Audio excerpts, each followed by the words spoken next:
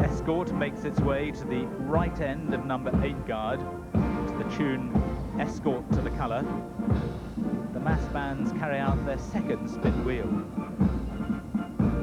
It really is a complex manoeuvre designed to turn the bands through 90 degrees, keeping the same formation without taking up the whole of Horse Guard's parade ground.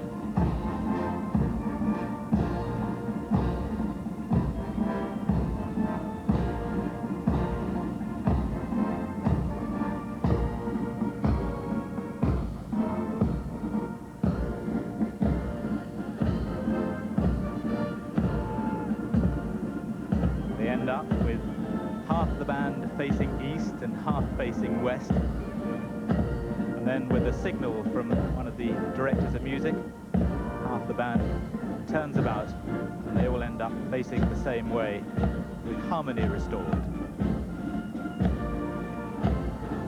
Meanwhile,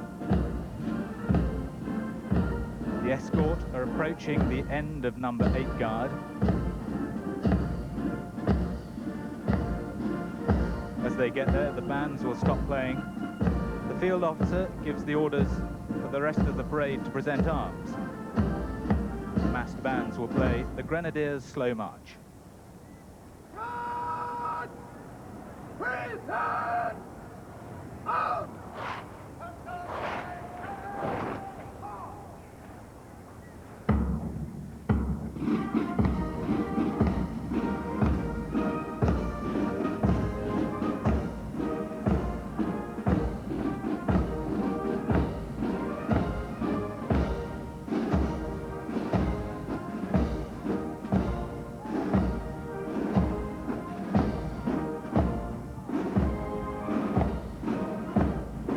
The origins of this ceremony are buried in the mists of time. But ever since man took up arms against his fellow man, flags have been used as an identifying point. In the 17th and 18th centuries, regimental colours served as a rallying point on battlefields where the neatly opposing rows of infantry and cavalry would become enmeshed and confused amid the destruction of grape shot and the cut and thrust of hand-to-hand combat.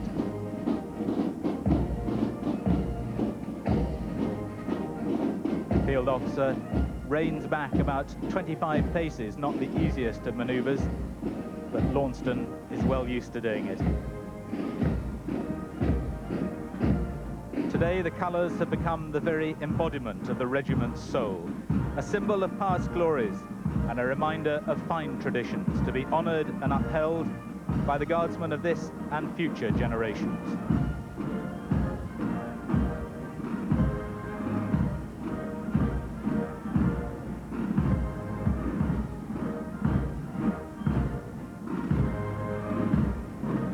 Hopefully, they will never again face the horrors of Ypres, Loos or the Somme. Just 3 of the regiment's 76 honorary distinctions, or battle honours, 44 of which are embroidered in the gold scrolls on the colour.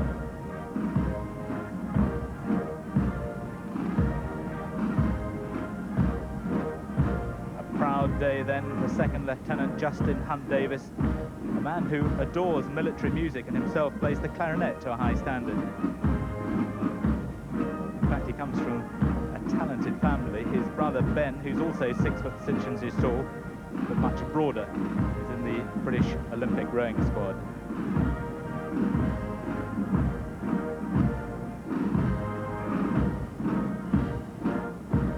The escort are now nearly back in their original position. Once back in line, Major Greville Bibby will reassume command. He saw active service with the Queen's Company in the Gulf.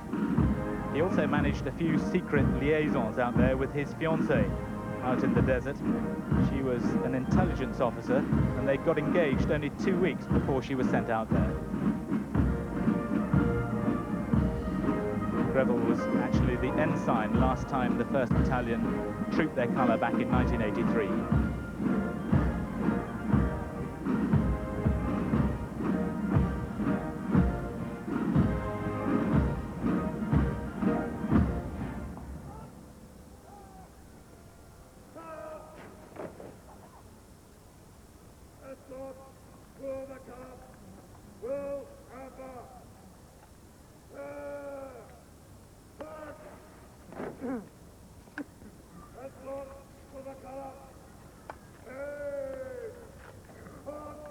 Major Bibby will now order the escort to present arms to return the compliment to the rest of the parade.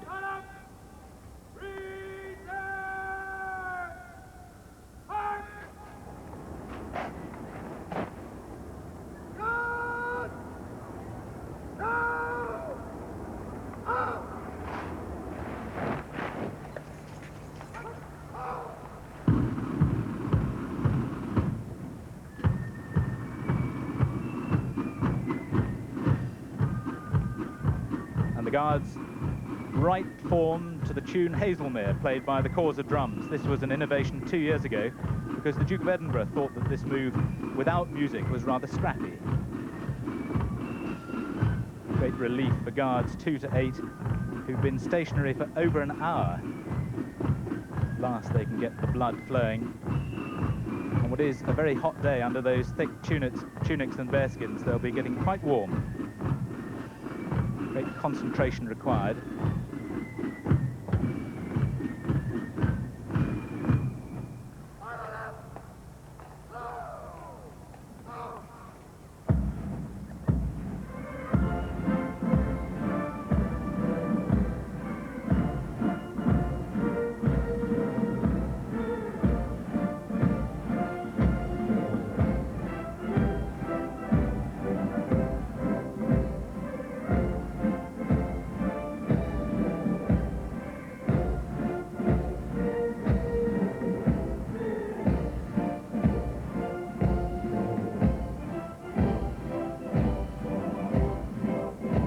Neutral slow march is called Rousing Rossini, celebrating the bicentenary of Rossini's birth. It was arranged especially for this parade by Major Stuart Watts, the director of music of the Grenadiers Band. He incidentally played the cornet with the famous Brighouse and Rastrick brass band when he was only 13. The main theme of Rousing Rossini is the thieving magpie, with passages from his Stabat Mater and Hymn to Napoleon.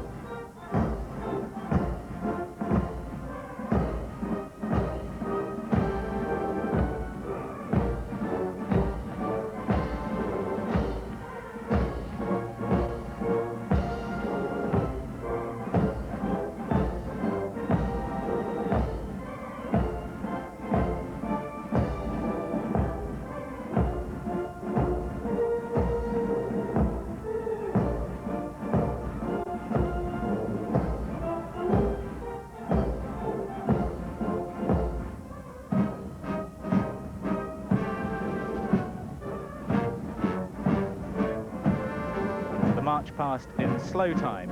The colour moves round to the front of the escort so that it can be lowered to Her Majesty.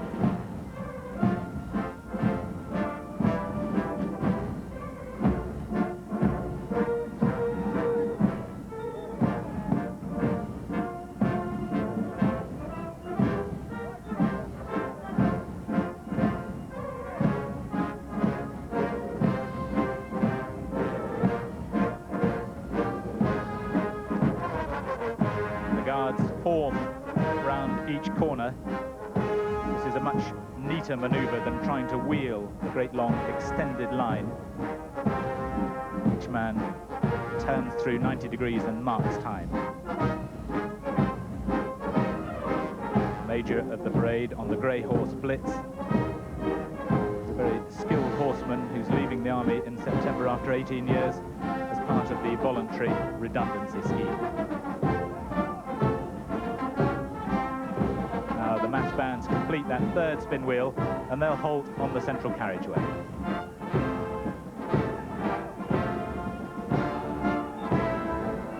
The captain of the escort will give the order, eyes right. The officers' swords flourish. The colour is let fly and then lowered.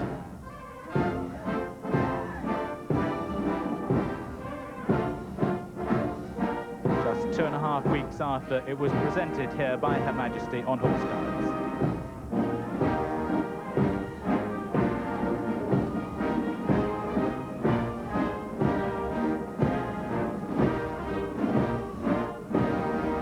Majesty and all the non-royal and royal colonels acknowledge the colour, which we now see the gules in the centre of the imperial crown. Beneath it, the grenade fired proper, the gold scrolls containing 44 of the regiment's battle honours.